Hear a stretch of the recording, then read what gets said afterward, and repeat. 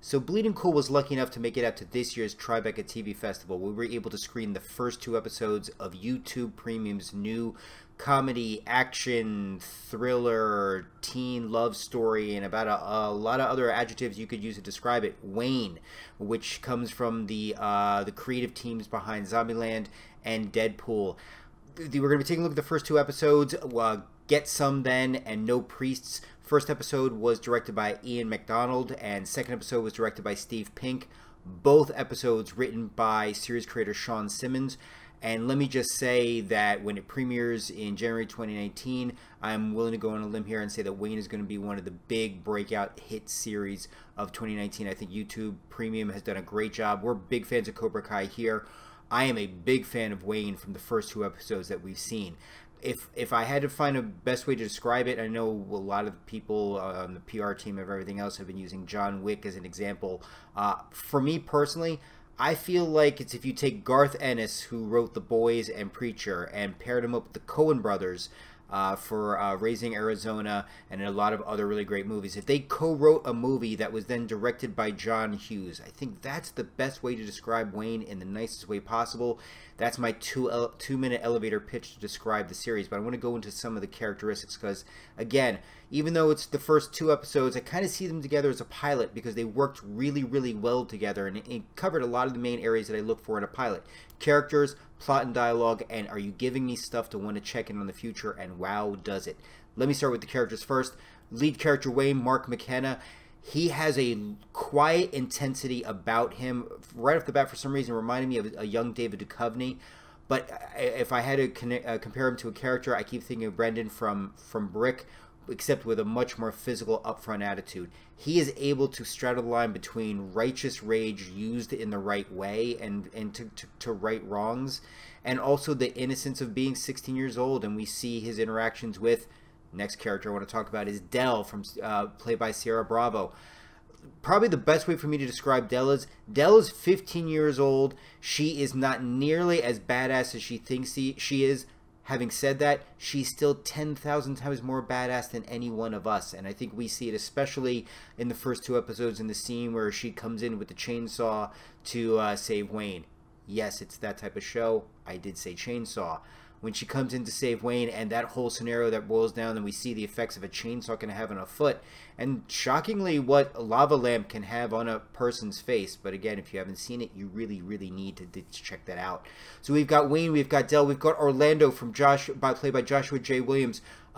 Wayne's best friend, where he talks about the young girl with the halo neck brace to help with her spine issues, and how he's doing time to try and to date her, and the way Wayne protects him and their interactions. And it just, he does a great job of being a best friend to Wayne and being somebody who sees Wayne as his friend. He doesn't see Wayne as anything else. He recognizes the issues that Wayne has, but he doesn't sugarcoat it. He doesn't run from them. As a true best friend, he embraces all the aspects about Wayne, and he's there for them. And I'm very curious to see how this plays out further as the big road trip continues on. Sergeant Geller, Stephen Kieran, again, I want to make sure I get these names right. He could have played the role completely comedic. The sergeant, over obsessed with his cancer and everything like that, but the way he sells it in such a beautiful way and emphasizes this idea of second chances and sees a lot of the aspects of himself in Wayne and how Wayne dealt with the death of his father from cancer. Again, I think there's a well-roundedness to this character that could have been played very Elmer Fudd cliche-ish and wasn't. Principal Cole, Mike OMalley, again, could have been another slapstick role, but the fact that he has a connection with Wayne's father, I think is very important. I think is going to factor in as we take a look at the remaining 8 episodes. And Tracy, Janet Porter, who again, I love the fact that she got as much out of her experience with Wayne and Dell as Wayne and Dell got from her helping them, and I just thought that was just a nice touch overall. And Janet Porter it was great to see her play a character who just didn't see them as their age, but saw them as people who, you know, for just a moment she could actually live vicariously through and get a sense of that freedom and optimism she had, and hopefully she will continue to have coming out of this. So, characters galore. I think we have amazing characters that are going to do a great job in setting up the plots and dialogue. The plot and dialogue essentially boils down to this.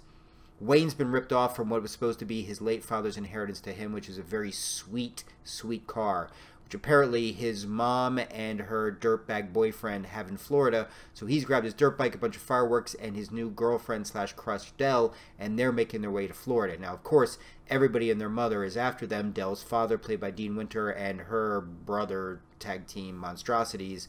We've got the sergeant and his deputy who are going to be taking a little private time to go and see if they can save Wayne, and so many other factors are going to come into play that are all going to converge in Florida. That's where I feel like it has this very strong Raising Arizona type feel and vibe to it. The characters themselves and the hyper reality of it, again, it's where I bring in the Garth Ennis and the Coen brothers, but I also bring in the John Hughes aspect because there's an honestness, an honesty and a sweetness to Dell and to Wayne in their interactions that it's just, we go from these hyper actions to these little reminders that they're still 15 and 16 year olds. You know, they're still trying to figure themselves out, let alone figure each other out. And now they're on this major, you know, super mission, which doesn't make it any easier. And I love those combinations that seem to work at play and are not at war with one another. But each of those aspects of the series seem to play so nicely with one another. The closure that Wayne can get for his father, I think, is necessary. I think it also speaks well for where the series could possibly go once we get to the whole finding of the car and what that could represent. I think there's a lot of possibilities that we've already seen. If we're looking for the future, I've talked about before, what awaits everybody when all these parties converge on Florida and Wayne, we're hoping, gets what's coming to him, and some of those people in Florida are really going to end up getting what's coming to them. And how this plays out, more importantly, I think it speaks volumes when I'm already thinking about where the series is going to go, and I've already seen 2 episodes. But Wayne, I'm telling you now, mark this down, it's going to be a series that you're going to be talking about in 2019. It's a series I'm already talking about 2 episodes in, and we're only looking at, what, September 2018.